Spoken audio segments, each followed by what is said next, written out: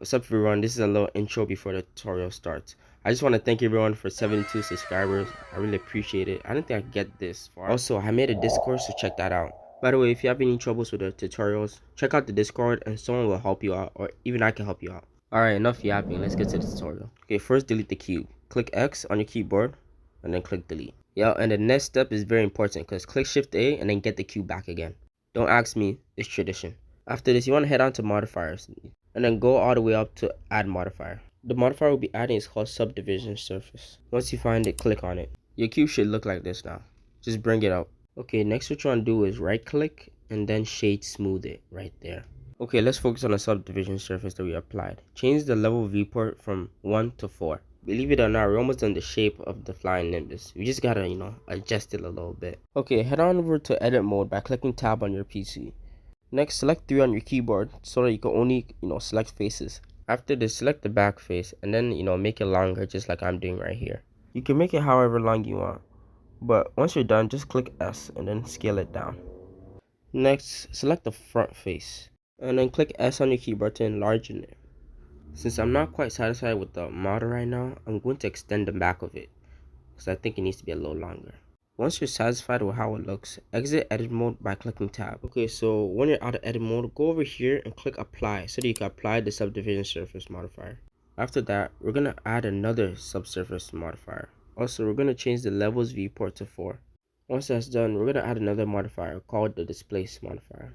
Next, click on that button that says new. Now that we added the texture, we have to edit the texture. So click this, then change this from images or movies, change it to Voronoi.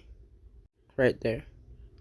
Okay, once that's done, scroll down to find color ramp. You can find it by opening the colors tab. Anyways, make sure that this thing is inverse. Do what I'm doing right here. I'm changing, basically swapping the black and the white. Alright, after you've done that, turn on this thing called clamp. Now that you turned it on, change the contrast to 0.5. Okay, once you're done that, go up here, change this from actual distance to distance squared. Next, all you gotta do is hold Shift A and then go down to empty and then get yourself a plane axis. Then click on the Flying Nimbus and go to modifiers. So under the displacement modifier, you want to change this from local to object. And then click on the eyedropper and place it on the empty. As you can see, the empty controls the object now. After this, you want to enlarge in the empty. So click S and then scale it outward. This is totally on you on how big you want it to be. Alright, let's head on to the shading section. This should take like 1 minute. Alright, so first click on the Flying Nimbus and then click new right there. After this, click on this part and then click X. Next, hold Shift A and get yourself an emission. And then connect it like so. Hold Shift A again, but this time we're going to get something called Fresnel. Lastly, we're going to get a color ramp node. Okay, and that's all you need. Just connect it like so. Okay, now change this from linear to constant. Also change the black to yellow. After you're done, slide the white all the way back up. Next, change it from a white color to an orange one. Then click on this plus. Okay, now you can move this back so that the other one you added has more space. Now change the one in the middle's color to a more brownish color. After that's done, move the brown one all the way back. Basically, just copy what I do, but it's up to you to how you want your cloud to look like. Make sure that the yellow one and the orange one are close together, forming that cartoony look. On a side note, make sure that the Fresnel value is at 1.530. Also, if you want yours to be looking like how mine looked in the beginning of the video, that's because I put the emissions to 4. But right now, I just left the emissions as how it was. Okay, right now it's looking a little dull, but we could fix that. Go and click on this thing that looks like a TV. And then change this to standard. If you like this look, you could keep it. If you don't, change it back. Also remember, if you guys want yours to look like how I made mine in the beginning of the intro, change the emissions to 4. Okay, now it's time to quickly animate this thing. Okay, first drag this thing all the way up. Make sure you're clicking on the empty. After, click I. Next, move your timeline all the way to the end. And then move the empty. And stop. Next, click I so that you save, the position and all that. So if you play your animation, it should work. See, but this is too slow for my liking. So move this all the way over here. By the way, this end should match when your animation ends. I decided the end frame to be 30. Anyways, click on both of these and then click T. And then make sure you change it to linear.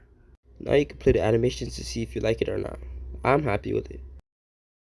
Okay, now it's time to make the tail. Go into edit mode by clicking tab on your keyboard. Next, look at the back of this and then click on the faces that are needed.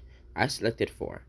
After selecting these 4 faces, extend it all the way back to make a trail. Now if you go out of edit mode and play your animation, it's going to be looking a little wonky. If you don't want this effect, you could change it. Alright, so go back into edit mode, click 1 on your keyboard, and then click A, selecting everything. And then deselect these ones at the back right here. Once that's done, go to the thing that looks like a triangle, click on it, and then click add right there. Make sure you click assign. Next, go back to modifiers. Just copy what I do right here. I select the group that I just made. Now exit out of edit mode and see if you like the results. If you don't like this, you can unselect some parts that you don't want to be affected by the displacement. I decided that I didn't want these bottom parts to be, affected by the displacement. While I do this, I want to share the Bible verse for today. Galatians chapter 5 verse 14. For the entire law is fulfilled in keeping this one commandment. Love your neighbor as yourself. This is very important because if we love our neighbor as ourselves, we begin to treat others better. And I feel like this is what the world needs, to uplift people, not to put others down. Anyways, if you want to learn how to make a flame next, check out this video. If you enjoy my content, subscribe and like. Peace.